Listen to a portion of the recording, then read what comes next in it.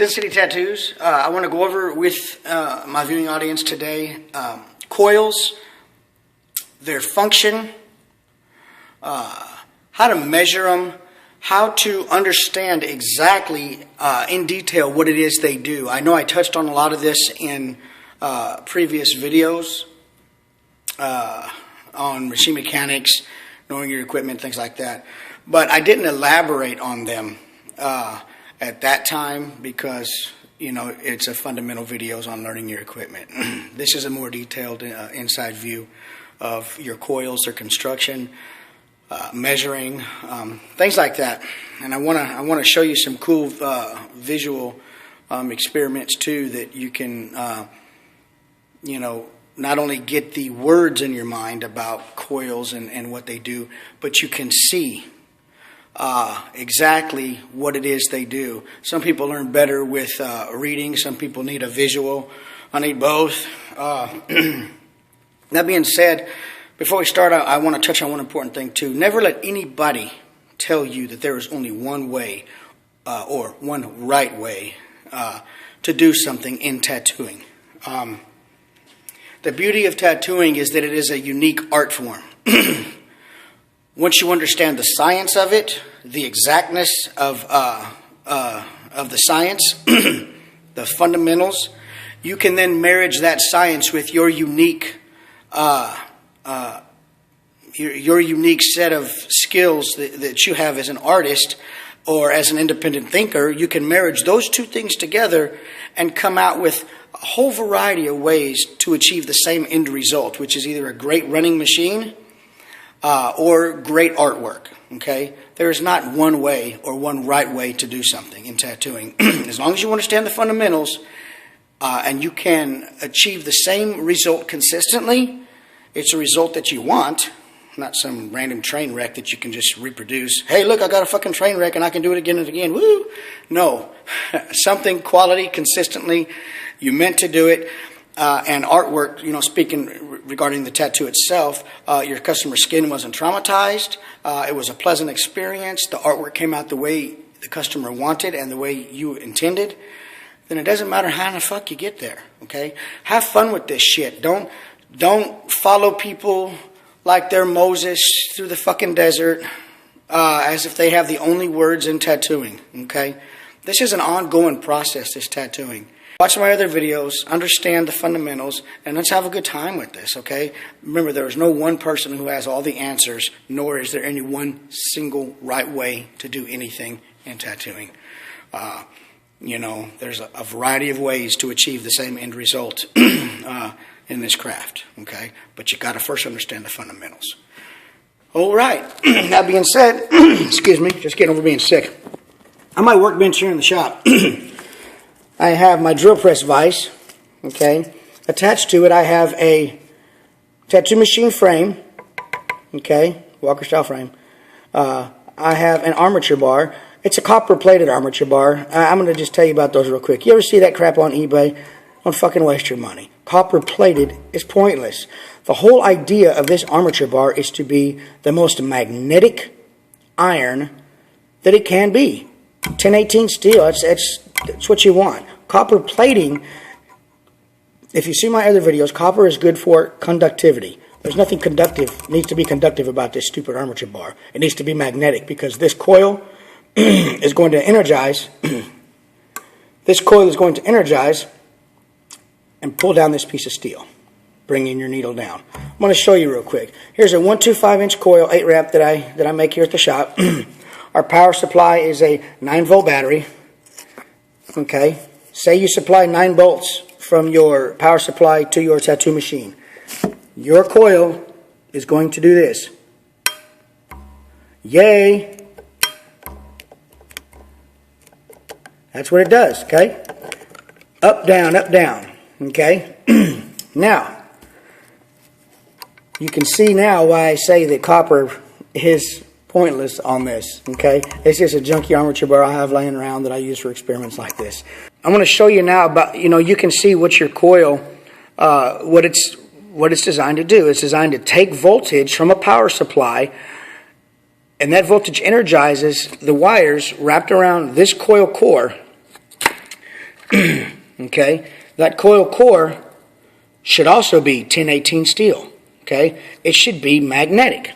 Okay, and conductive. Okay, the core itself becomes a magnet when it's energized by the wire, by the current flowing through the wire that's wrapped around it. 1018 steel is what you want. Okay, and you can see from this demonstration that front coil, what it's doing on that machine, it simply takes voltage and it energizes and brings that coil core, or brings that armature bar up and down.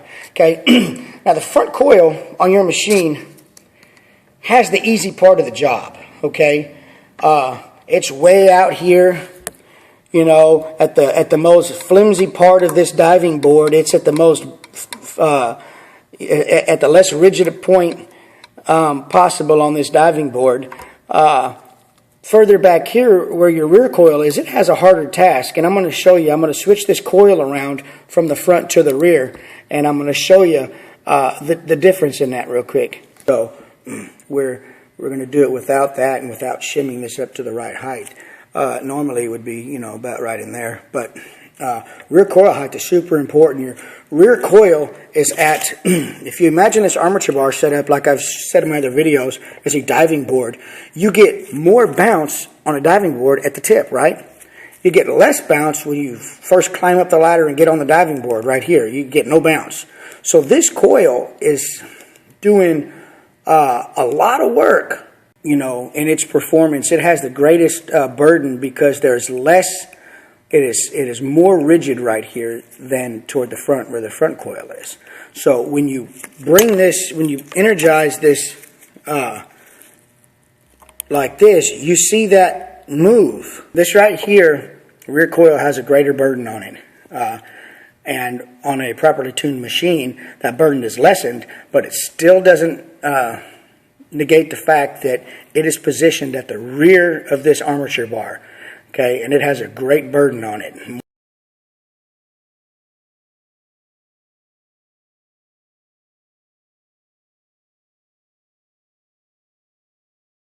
Okay. Now, I'm going to show you a couple ways when you order coils. You might not know this, but this tool here, I've got a lot of tools. If you see my videos, you'll see I use a lot of tools. That's because there's a science of this. The science of this doesn't change.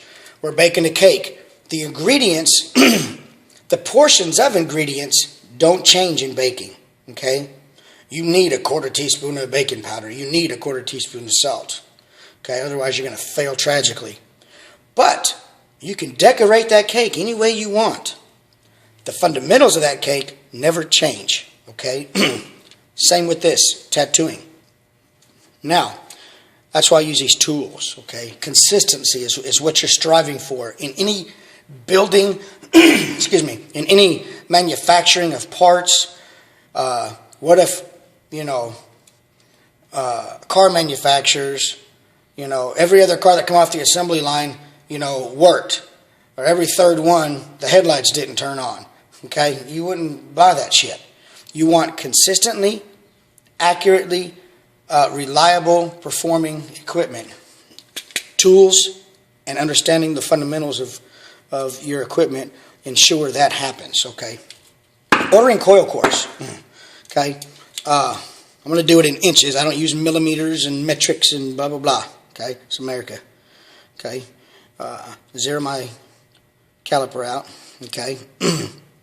You can see on here that, you know, I get measurements. It's a digital readout. Okay? I'm going to go from the coil core top to the coil core bottom. Okay? We've got 99.65. This is a 1-inch coil core. That's not to say you're going to get 1 inch wide worth of wire on this coil core. Okay? What I mean by that is, let me show you an example here. Say we take this big daddy here. This is one of my favorites, Fat Daddy on top. Look at that. Okay, let's open this up, get a measurement on it. Coil core itself. We got a 125-inch coil core. Okay, If you like millimeters, you convert that yourself. I ain't that bright, so I use inches. 125. Okay. It's not to say you're going to get 1.25 inch space in there to where you can wrap your 8 or 10 or 12 wraps. Okay, it doesn't mean that at all. Okay, we're going to put the right washers on. Okay, once you get your washers on here and you put your E-clip on, as soon as I grab one, okay, let me grab an E-clip out of my rack here. I'm unprepared. God damn it. We're going to put our E-clip on here. Okay. Now, we've got a 125 inch coil core, remember, but the inner, between these two phenolic washers, and phenolic, put away the fancy words, they're insulating washers. Any washer that you can find that is non-conductive, plastic, fiberglass, cork, wood, phenolic. I want to sound fancy. Put that crap away. Quit stroking yourself, people. We're going to go ahead and go in here. We've got a 125 inch coil core. We just measured that. But our actual winding space on this coil core is decreased down now to right around 1 inch of winding space. Okay? That's significant because say you use that 1 inch coil core. Okay? You figure 1/4 inch between the space that you can't wind, you know, the top and the very bottom, just above the E-ring on there, is lost. So you've decreased your windable area on this coil from 1 inch to say, well, let's do the science, okay, down to 0.75 inch. Just like I said, you lose 1/4 inch, okay? So, you've got 1 inch coil cores. That's great. But, keep in mind, that 1 inch coil core, say you have a shader machine, you find it on eBay. Oh man, this has got the octopus on the side of it with the 2 guns in its tentacles. Oh, and it's got 1 inch coil cores. Ooh, those are nice looking. Oh, and it's a shader. That's just what I need. Let me stop you. You are not going to make a fucking shader machine out of 1 inch coil cores with a windable area of 0.75. I don't care if you wrap that son of a bitch 50 times. You can't do that anyway because the outer diameter becomes too fat, making these too far apart, and you can't get them on the machine anyway. But know your equipment. Don't be fooled by bullshit. Understand what these things can do, what they're able to do and not do. You cannot use 1 inch coil cores on anything other than a liner, and you can use them on a liner if you do certain things, which I'm not going to go into here. But matter of fact, this Jason machine right here that I built, this is 1 inch coil cores, okay? But they're 10 wrap, so they've got as much wire on them as do a set of 8 wrap 1 1/4 inch coil cores. Okay, I can line with this. You can't shade with this, but I can line the hell out of you with this in a 22 capacitor. Jason's wheeling that machete, baby. I tell you what. Okay, so you can line with them, but understanding height, windable area, things like that really make a difference when you go to buy equipment or to build equipment or to replace parts on your existing equipment. Okay, so remember, let's see this other coil here. This is a junk ass coil I get from people. They bring in junk and I redo it for them. This here is 1.25 top to bottom, okay? Windable area is going to be the same. It's going to be about 1 inch anyway. They got these fucking bobbins, yeah. 1 inch, okay? this brings to mind another thing. This is a production run coil, okay? It's got the bobbin on top with all the different bunch of holes in it because whoever did it was drunk on sake that day. Probably, I don't know. But anyway, you do not want this bobbin stuff on there. I'm going to tell you why in a minute. It's probably giving away more info than I need to, but I'll do it because I don't care. Also, production run has gaps. I'm just going to say this. Gaps do not in and of themselves necessarily decrease your coil's performance, but what they do show is that if there's gaps, that means that there could be more wire, there could be less wraps than is supposed to be on here. Gaps tend to come from two reasons. Production run coils are always going to fucking have gaps in them because they don't wind them slow enough to keep all the wire pushed, tight against itself, and each layer tight enough so that when the windings go around the coil, they don't one layer smush down into the other layer. Okay, but also it could indicate that they're loose wrapped, and then it could indicate also that it doesn't have all the wire on here it needs to because there's missing spots. Okay, this right here you can see if the camera focuses. Where's my pointer tool? You can see this right here, this bunching up. That doesn't decrease the coil performance, okay? Because I've wound a shitty-ass, jumbled-up one before, and it had all the wraps it was supposed to, and it worked like a champ, okay?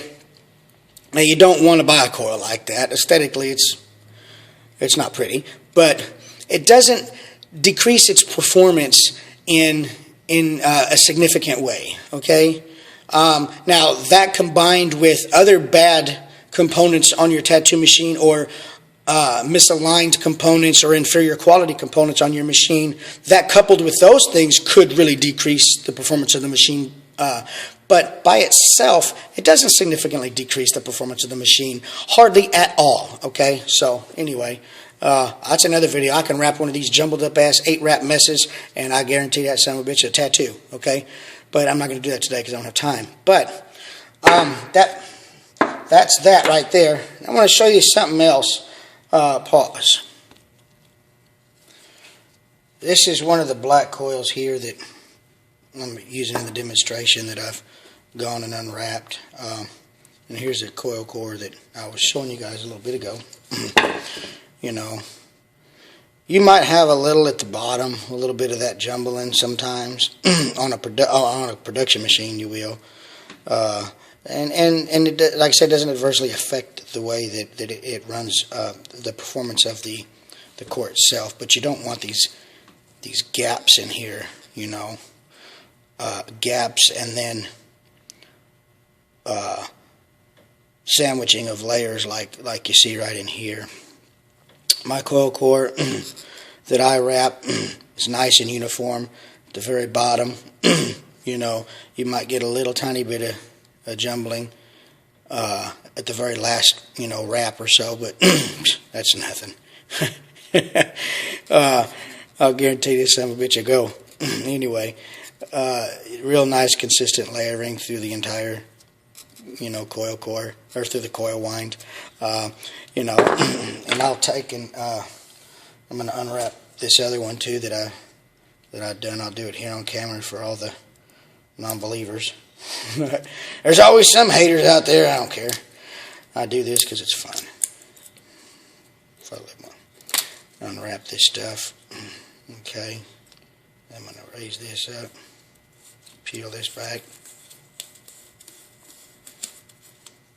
Okay. Sticky stuff, same thing. Okay. Anyway, I'm going to show you guys on camera. I'm going to take all this apart. I want to show you guys on camera a coil being wound, and what you want to be able to know your coils. You want to be able to know your coils are put together a certain way to ensure their efficiency. Okay, I'm going to strip this down. It's all 24 gauge copper wire. Okay, I like red just because it looks sinful. Anyway, give this to my kids. They'll make a cool magnet out of it or some shit. Okay, take all this off. Bring this back through. Throw that to the floor. Okay, we're left with a coil core. 2 insulating washers. Notice there's no tape on mine. Okay, I'm going to show you here. Okay, over here, I'm not going to show you how to wrap coils, you know, per se. I sound fancy. I'm not going to, you know, this isn't intended right here to show you how to wrap a coil, but it's intended to show you, like I said a little bit ago, how the coils, their makeup, the components used to make them, you know, the windable area as opposed to the overall coil height, how that's all important. And usually when you get a coil, like I showed you the coil cores earlier, let me go back and grab one. Don't, because I forgot it. Coil core, you know, comes like this. You buy them or make them, whatever. It's a bare core, okay?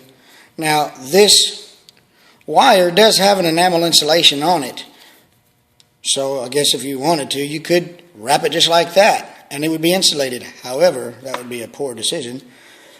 Because a tattoo machine vibrates, just like in an airplane, wires get chafed due to vibration. Okay? Same thing here. Over time, short period, long period, who knows? Wire would chafe, come in contact with the wire under it or the core itself, short out. Okay, so what we do, either wrap that core in a high temp Kapton tape, insulating tape, or like I do, I'll take my coil core once I cut my, you know, holes, drill press my holes in the washers. I'll take my coil core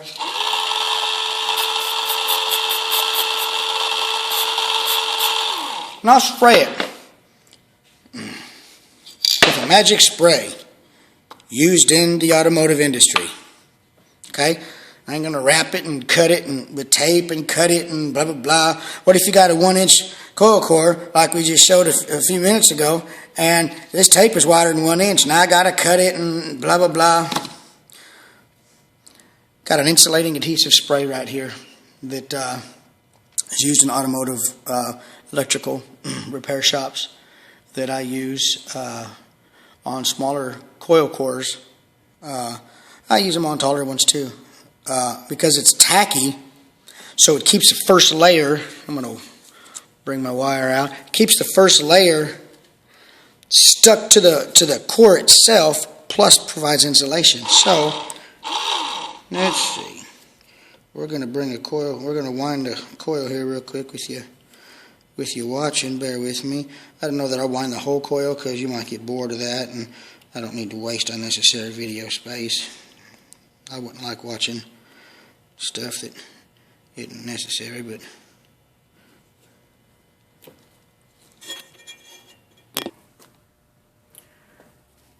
to build a coil core, we're going to wrap it. We're going to put this machine together that I'm going to do.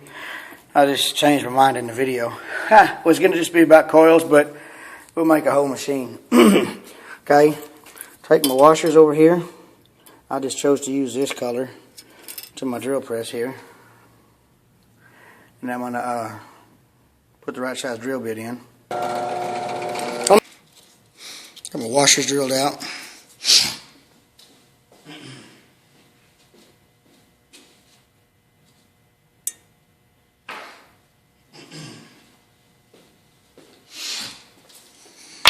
Washers drilled out, all right. washer and top. Notice my washers, okay? There's 2 holes in each one, okay?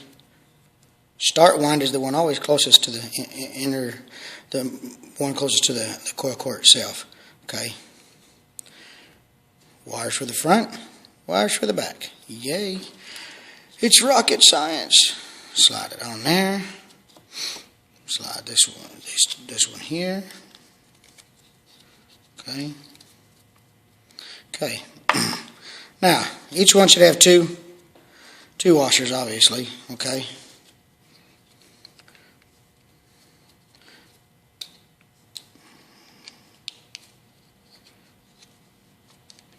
I gotta watch the video on how to open crazy glue.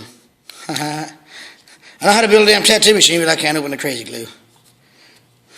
Anyway, okay. Little of the crazy glue right there. Careful, it'll make you crazy. Oh, too late for me.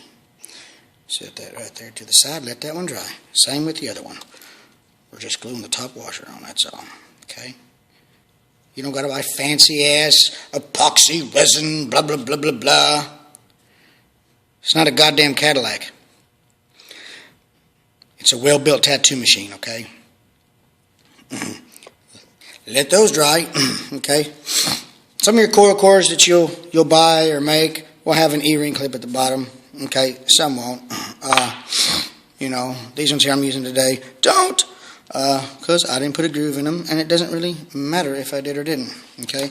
I've got 2 pieces of shrink tubing that I'm going to use, and you'll see what that's for here in a minute when we start winding the coil core. Actually, I'll show you now. What it'll do is when we're done with the wind, this coil, your start and end winds, this shrink tubing will go inside the drilled hole to prevent breakage. Won't get that from China. They'll get mad at me. Send Bruce Lee after me. But we got Chuck Norris, so I don't care. Okay, now I'm going to go ahead and put this bottom washer on. Okay, put your little glue in there on the bottom of it. Don't put it on the top side of this washer, because that's where your wire is going to go. Okay, let that set up there for a minute. Let her dry. I'll blow on it. That don't even sound right.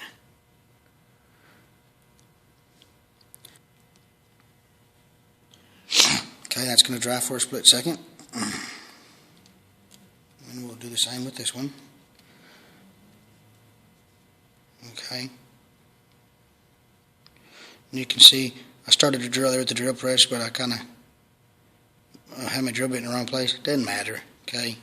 Doesn't make a difference, man. You need 2 holes. Okay. Okay. Little glue on that son of a gun. I'm going to set it off to the side, out of the frame of the camera, so it'll dry while we're doing the... And you go here, remember, our windable area on these coil cores. Okay? It needs to be the same on each coil core.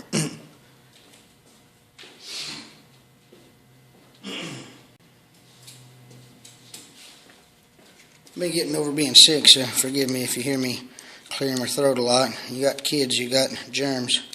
When you got a tattoo piercing shop, people come in all the time and don't care if they're sick. Hey, can you pierce inside my cheeks? Okay. Anyway, okay. Overall, remember our measurement on this coil core. I say remember, but I don't. So we're gonna measure that. Millimeters. How did you get on millimeters? Okay. 1.12. Okay. I'm not going to wind these with Kapton tape. Normally you would wrap a coil with something to insulate the core against the wire itself. Okay. Tape like this. I don't.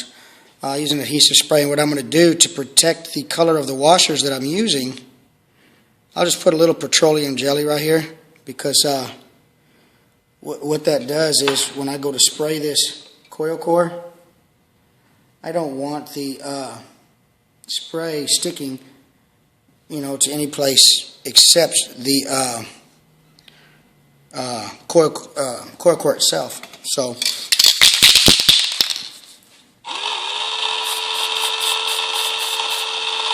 yay, it's insulated. Okay. And that's tacky. It serves two purposes. It's a tacky spray, and it's, when dried, an insulating spray. Okay, awesome product. And it's tacky, and that's important because your very first layer is the most important layer of this coil. If it's not tight and free of gaps, every other layer that goes on top of it is going to be riddled with problems. Okay, we're going to run our 24 gauge copper wire through here. Okay, go ahead and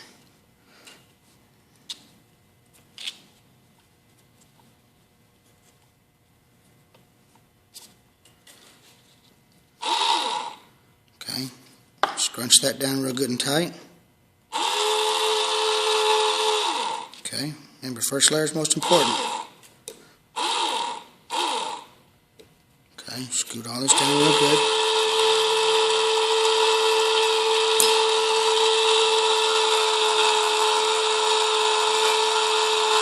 And away you go. You're winding a coil. Well, I am. You're not. You're watching.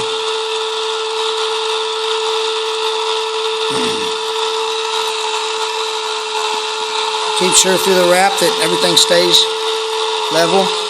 Okay, level and not level. We're not building a house. Stays, even. I can't talk today. Blame it on the NyQuil. We're going to wrap these 8 times. It's just going to be a liner.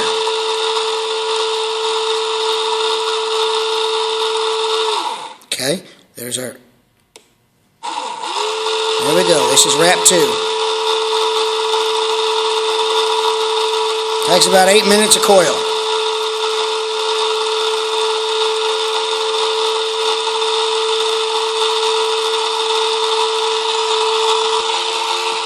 This is wrap 5 of the same coil. Everything's flowing along nice and pretty, nice and tight, nice and even. I just don't want to waste your time with a bunch of winding footage, okay? So I'm cutting in intermittently just to show you over the next 8 minutes that it's the same coil and everything's, winding real nice. And this is how it should be. We're on our last wrap. When we get to the top, we'll be on our last wrap. Going back down will be 8, okay? Okay. This will be wrap 8 right here. There we go. This is wrap 8. It takes a little time. I mean, it's an 8-minute process to wrap a coil. I'm sure there's faster ways to do it, but if you can't get it wrapped nice and consistent with an 8 wrap at this speed, you ain't going to do it at no faster speed. That's for damn sure. I know, I tried it. If you can do it faster, hat tip. Remember, mine ain't the only way. Nobody's is the only way, okay? I hate that. Well, you gotta watch mine. This is the best ink. This is the best tattoo machine. This is the best this. This is the only way to do that. Not that. Okay. There we go. Now, cut that coil, okay? I'm gonna take it off.